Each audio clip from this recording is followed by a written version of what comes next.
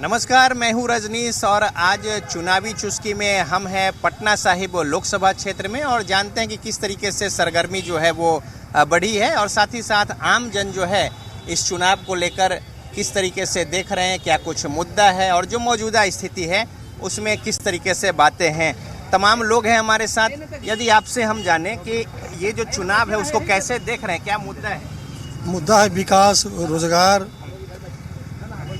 हाँ, लेकिन जो वोट को लेके दोनों पक्षों की ओर से जो बात विचार हो रहा है वो अलग अलग तरीके से आरोप प्रत्यारोप एक दूसरे के ऊपर। विकास मेन मुद्दा है, रोजगार होनी चाहिए। जो वादा प्रधानमंत्री किए कि हम रोजगार देंगे लोगों का, जब से प्रधानमंत्री आए कोई ऐसा सेंट्रल की बहाली आई नहीं, न रेलवे में हुआ न बैंक में हुआ।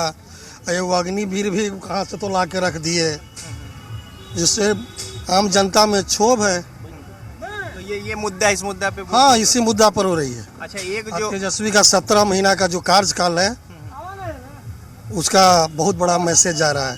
तो जान लेते हैं, तमाम और भी लोग हैं यहाँ पे। कह रहे हैं कि रोजगार जो है वो तेजस्वी दिया, ये कह रहे हैं, जबकि केंद्र ने कुछ नहीं दिया। कैसे देख रहे हैं? केंद्र तो बहुत कुछ दिया सर। हाँ। तो मुद्दा क्या होगा? सब चीज दिया। मुद्दा क्या होगा इस बार चुनाव में? मुद्दा क्या, बीजेपी जीतेगा। हाँ। तो जो काम काज किया उसके आधार पे वोट जी। चलिए कुछ और लोगों से जान लेते हैं, क्या मसला क्या है? मसला क्या है, जो अभी जो वर्तमान स्थिति है, हमारे प्रधानमंत्री जी पूरा प्रचार प्रसार जोरों से कर रहे हैं। 10 साल का अपना शासन की बात नहीं करें, हम 10 साल में क्या किए, केवल भाई भतीजे बात, भ्रष्टाचार, ये लॉकेट बेच देगा, गाय बंटवा देगा, जगह जमीन लेकर के आप लोग का छीन कर दूसरा में मुसलमानों को दे देगा। एक मुद्दा ये आ रहा है, यानी हम 10 साल में हम क्या करे किए और आगे हम क्या करेंगे ये कोई विजन नहीं है। दूसरी चीज़, जहाँ तक कि नौकरी की बात है, ये बात सही है कि मुख्यमंत्री का विशेषाधिकार है, साइन वही करते हैं। ये 18 साल साइन क्यों नहीं की है? युवा को कैसे देख रहे हैं? मुद्दा वोटिंग कैसे होगा इसमें? देखिए, युवा जितने भी हैं हमारे, वो एक स्टेट लेवल पर नहीं सोचते, एक सेंट्रल लेवल पर सोचते हैं। हमको बार बार ये चीज़ को देखना चाहिए कि पूरे वर्ल्ड का स्थिति क्या है। इसमें हम अपने भावुक, अपने जो भी युवा है आना, हमारा विदेश नीति क्या है, हमारा गृह नीति क्या है, ये नीति वक्त हमारा कुछ अपना स्टिक पोजीशन युवा को लेना पड़ता है। और कुछ बेरोजगार भी है, तो कुछ हमारा जो लाइटेड वर्ल्ड, माने वर्ल्ड फेमस हम लोग अपना, अभी हाल ही पेपर में कल आज में आया था कि 5वें इकोनॉमिकल थी में $5 ट्रिलियन पार कर गया है। अभी आज ही का पेपर का न्यूज़ है। तो एक्चुअली वो चीज़ को मैं कहना चाहता हूँ कि स्टेट लेवल पर भूला जाए। स्टेट लेवल तो मानते हैं कि तेजस्वी यादव जो भी हो, ये मुख्य में जो ये हमारे जो मुख्यमंत्री जो वर्तमान में हैं, ये भी काम बहुत अच्छा किए हैं, कोई ऐसा नहीं है। एक थोड़ा सा एग्जाम्पल है कि दारू का जो बंदीकरण किए, ये काफ़ी प्रभाव पड़ा हमारे जो आम एथी पर, जनता पर भी।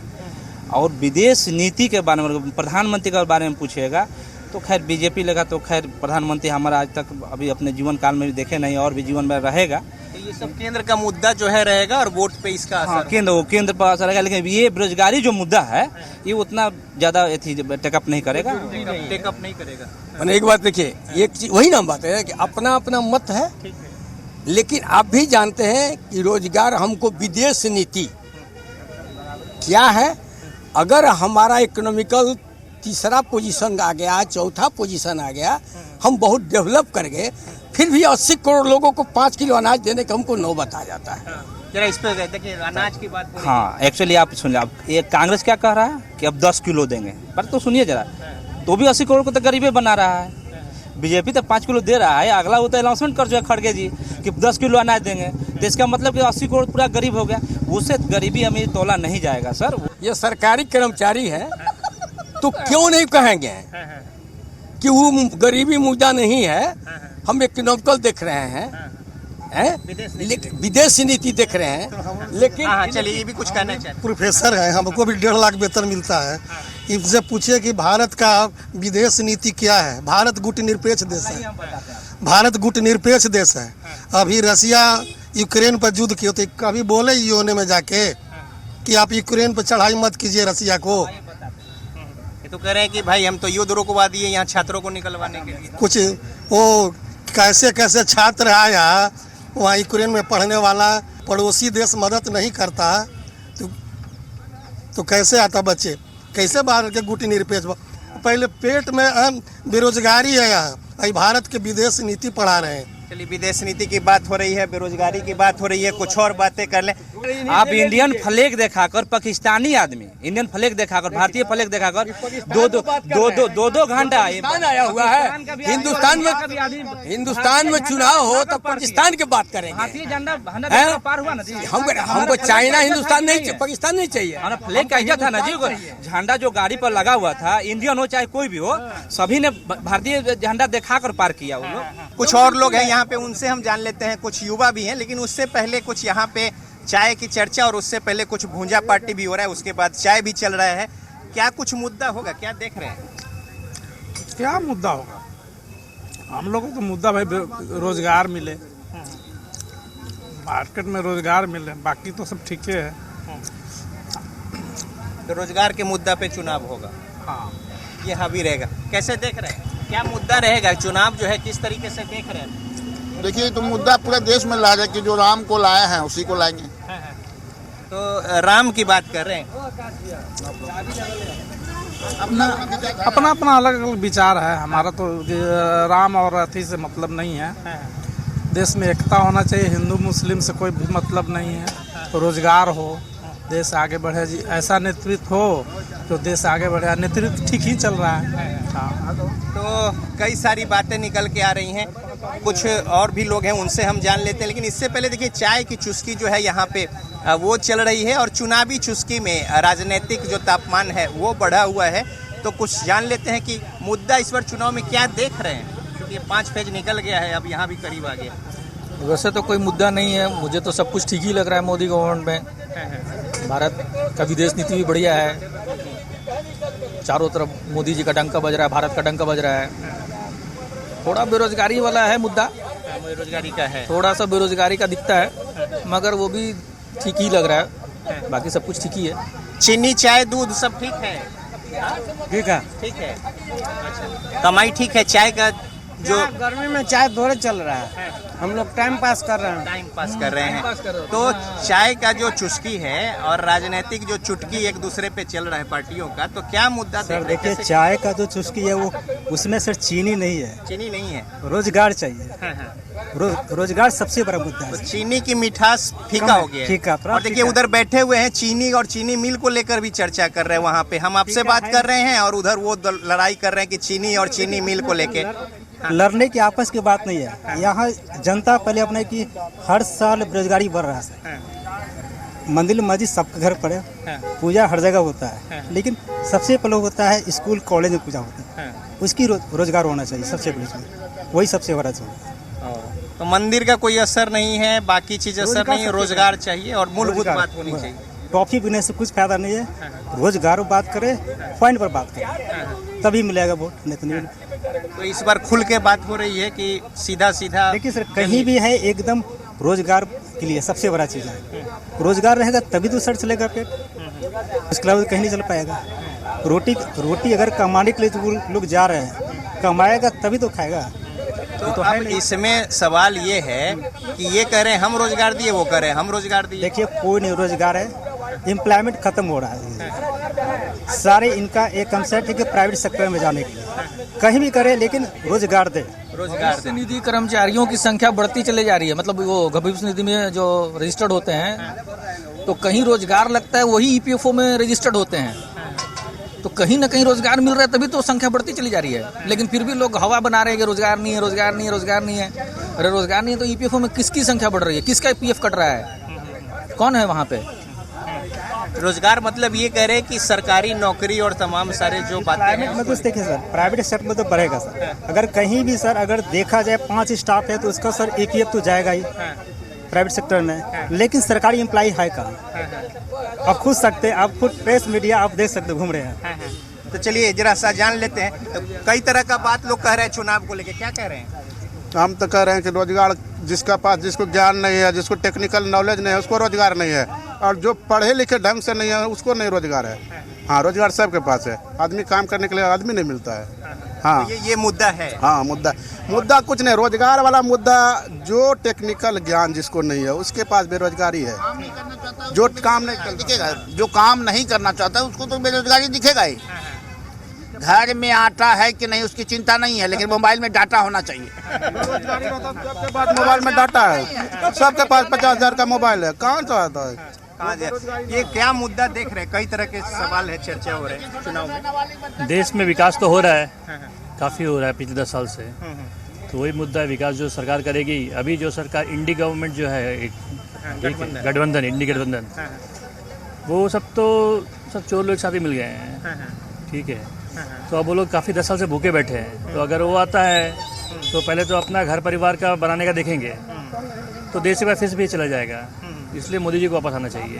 अच्छा, तो मुद्दा जो है वो गुड गवर्नेंस और साथ ही साथ जो एक छवि है उसको लेके होगा। हाँ, गुड गवर्नेंस तो है ही है। मोदी सरकार के अंदर बहुत काम हुआ है। आप इंफ्रास्ट्रक्चर में देखोगे तो बहुत काम हुआ है, नई नई इंडस्ट्रीज आ रही है। ठीक है, तो इंडिया का चौथाफा विकास हो रहा है, वो दिख रहा है अभी। ठीक है, दिख रहा है। हाँ, वो दिख रहा है। कुछ और लोगों से जान लेते हैं, चुनाव में किस तरह का हवा देख रहे हैं? हवा देख रहे, हाथ बदले का हालात काहे? वही होगा ही, हाँ। और क्या होगा? और बोलिए। तो मुद्दा क्या बात सोच के लोग रोजगारी, बेरोजगारी का मुद्दा है, शिक्षा का मुद्दा है। बेरोजगारी दूर करे, शिक्षा लाए, शिक्षा का सुधार करे। रोड पे आदमी जितने ठेले खुमचे वाले हैं, सब का कोई स्थिति डूबा जा रहा है, दिन पर दिन। 4 मरतबा है, 4 दिन में आदमी 4 दिन भूखा रहा।